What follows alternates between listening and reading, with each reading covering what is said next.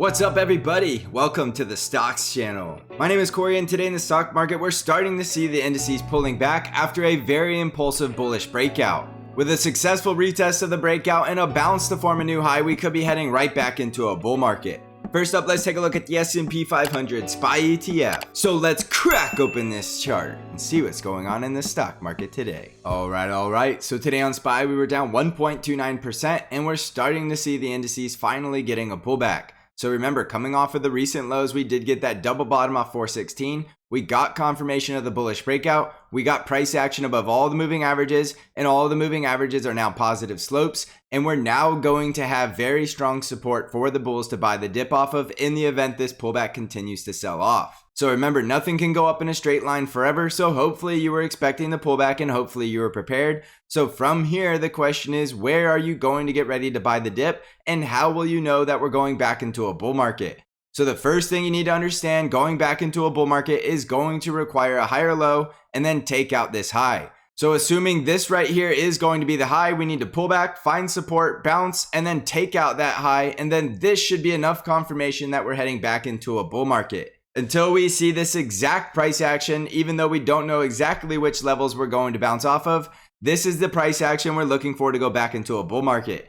If we see something going down here and then we slice through all these support levels and break down through them, then we're going to know this was a bull trap, even though it's very highly unlikely this is going to be a bull trap. And if it is a bull trap, it's going to be a very slow moving process to find out that it was. So from here, the number one thing I would pay attention to is the fact that this 20 simple moving average is positively sloping and it's starting to favor the buyers. With a positive slope, it means the trend is reversing the bear trend, going back into a bull trend, and that's going to give dynamic support for the bulls to buy the dip off of, and that level is going to put strong support for SPY right around 435 down to about 433. That's also going to be a retest of the breakout, so a successful bounce off of that level and take out this high, assuming this is going to be the high, will be confirmation that we should see a bull run in the summer. It's that simple, don't overcomplicate it, and if you're getting FOMO, it's completely normal. That's what the market is designed to do, to trick the majority, and right now the majority were expecting a brand new low, go close the gap at 400, and the market said no thank you, I'll do whatever I want to do, and decided to go get that bullish breakout now. So we have the bullish breakout, we're waiting for the successful retest. We have support levels on the way down at 441, 438, and the breakout area right around 433. And as long as we're above SPY 428, I do think we're going back into a bull market. If we break down below SPY 428, things will be looking a little more dicey and we could come back down to retest the lows at 416. From here, if we start to bounce again, you're looking for strong resistance at 447 and 453. And I don't expect to see SPY breaking out through 458 and going back on a bull market without some sort of significant pullback. Remember that bulls usually have the harder job going in the stairs up and not the elevator. Even though this does look like the elevator up, this is mostly just a short covering rally because way too many people were getting bearish. From here, we should expect to see much more stair action, price action with more of that 45-degree angle incline.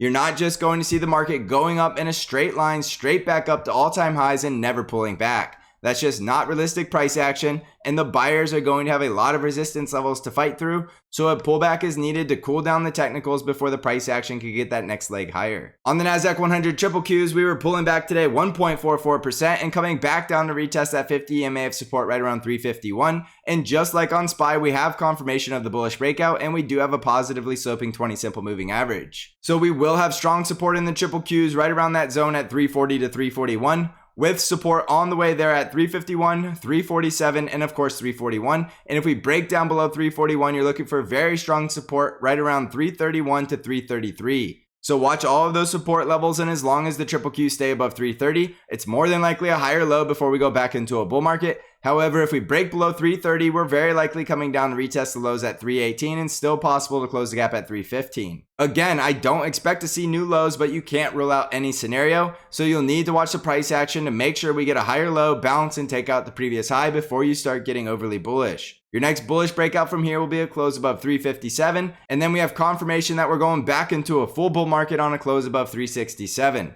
I do have a price target up here at 376, but we'll cross that bridge when it comes. Let's wait to see where the pullback finds support and get confirmation of the bullish breakout, and then we can start talking about 376. In the Dow Jones, we were down 1.36% today, and the Dow Jones did close back below the 50 EMA, so you're starting to see the start of the pullback in the Dow Jones first. We're back down below the 50 EMA, so it is going to be possible to start looking like a bear trap, because it is possible a lot of people are going to come out of the woods and say this was a bull trap and we're going down for the next leg lower.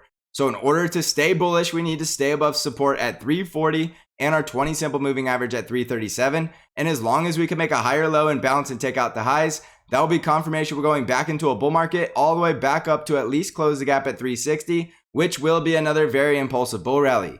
So look for strong support at 340 and 337, and the level to hold above will be 333. Otherwise, we could come back down and retest the low at 326. Your bullish breakout at this point will be back above 345, 347, and right around 348, with strong resistance at 350 and 356. In the Russell 2000, we were down 1.73% today, and the Russell 2000 did come back down to test the breakout yet again, so there will be support right around 203.5 to about 203. Below that, we have the 20 simple moving average right around 201, and below that, we have support at 197 and the full gap close at 195.7.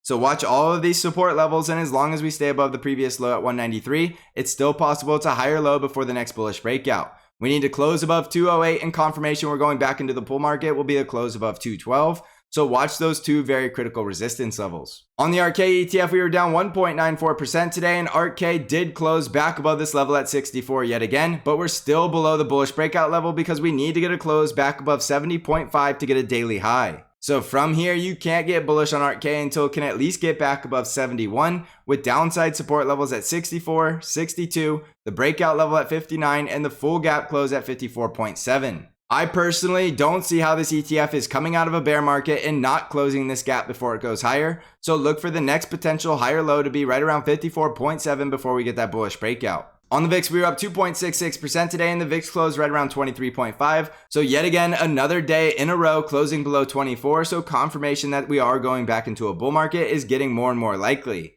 However, from here, we could see the VIX spike while we get that pullback. So look for the VIX to potentially spike right back up in this range right around 26. And as long as we stay below 30 in the VIX, it is going to be a buy the dip scenario, because we're more than likely going to see a lower high in the VIX before we come back down and close below 20. And by then, we should have confirmation that we're going back into a bull market. So the VIX below 24 is bullish, but confirmation that we're going back into a bull market will require the VIX to close below 20. So watch that very critical level. If we see the VIX back above 30, it's very likely this was a bull trap and we're going back for another leg lower, even though I don't favor that as the highly likely scenario. On Bitcoin, we're currently trading around 42,500, and Bitcoin continues to look bullish. We found support at the 50 EMA after breaking and reclaiming it as support, and we're developing a bull trend after seeing a double bottom look and a breakout above the high at 42,000. So from here, we should easily see that price target at 46,000, which will give us the bullish breakout at 45,000. And again, this is going to look like a larger double bottom, which could bring us all the way back up into the 50,000s. So get a lot more bullish on Bitcoin as long as it's above 41,000, and get a lot more bearish on Bitcoin if it breaks below 37,000, because it's going all the way back down to 30K. On NVDA stock, we were down 3.36% today, so we're definitely seeing evidence that the pullback is here, and we're starting to see some of these market moving stocks pulling back. NVIDIA got rejected exactly where we would expect at resistance at 267. And remember, above 267, we were likely going to run into the low 300s. So it was very unlikely we were going to see that breakout without a pullback first. So from here, this is a bullish pullback as long as we maintain low volume, find support right around 247, 244, 236, and possibly even close the gap at 230. That should be our higher low before we get the breakout above 267, and then we could start to run into the low 300s with resistance at 275, 292, and 309. So as long as we can get a higher low and breakout above 267, this is going to be a very incredibly bullish setup, so you won't want to rule out the possibility NVIDIA is going back into the low 300s going into the summer of this year. On Tesla stock, we were up 0.52% today, and intraday Tesla was having a very bullish day, at one point trading all the way up there at 1,040. But again, it was just getting way too overextended, way above the upper Bollinger Band, and starting to get way too stretched without a pullback. So you could see a huge wick as sellers stepped in as people saw it was overextended and shorted it back down to resistance.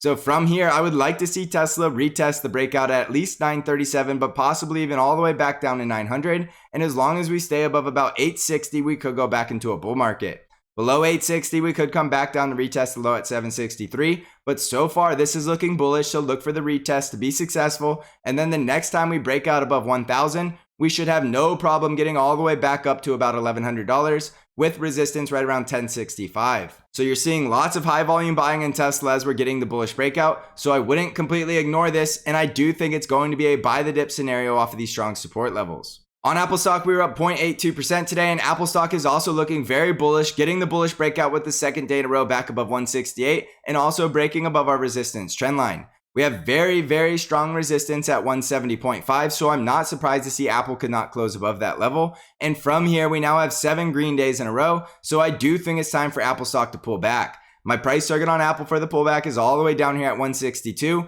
but we will have support on the way to 162 at 168, 165, and our support trend line right around 164. So look for all of these support levels with the price target at 162. And from there, if we can come back out and break out above 170, we could see Apple running all the way back up to 182 and possibly even higher. So again, this is a very bullish development as long as we can form that higher low and break out above the high. On the financial sector, we were down 1.85% today as we come back down to retest the 50 EMA, and we still do have this gap that is very likely going to get filled at 37.5. On the industrial sector, we were down 0.96% today, but we still have bullish price action in a bull trend. So it's very likely like we're coming up here to close the gap at 106, but we could come back down to retest support at the 50 EMA first. The healthcare sector was down 1.8% today, breaking back down below the 5 EMA, but still in a bull trend and still very likely heading up here to close the gap at 141. The energy sector was up 1.72% today, retesting the previous 52-week high and so far finding resistance at that level. Remember, we need to see the energy sector losing the support trend line before it's looking bearish,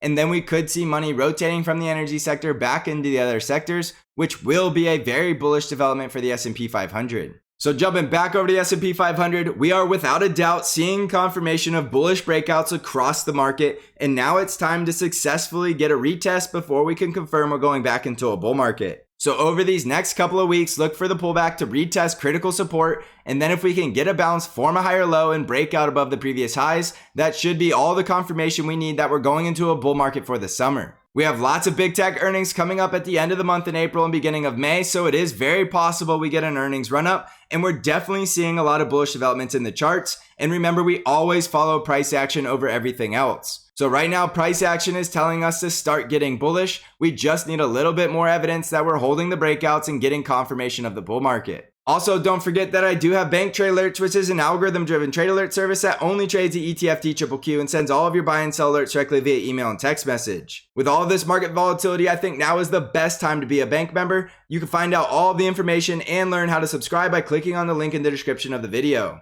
You can see over the last month, the bank account is up over 26%. So as I've told you, now is a great time to be a bank member, and we are absolutely crushing this market. I also have the Stocks Channel Discord where I'm doing intraday updates and analysis and bringing new trade ideas to you weekly. So if you're interested in joining the Stocks Channel Trading Discord community, you can find out how to join the Discord server by clicking on the link below. So thanks for watching, everybody. I hope you are crushing this market. And as always, I will see you in the next episode.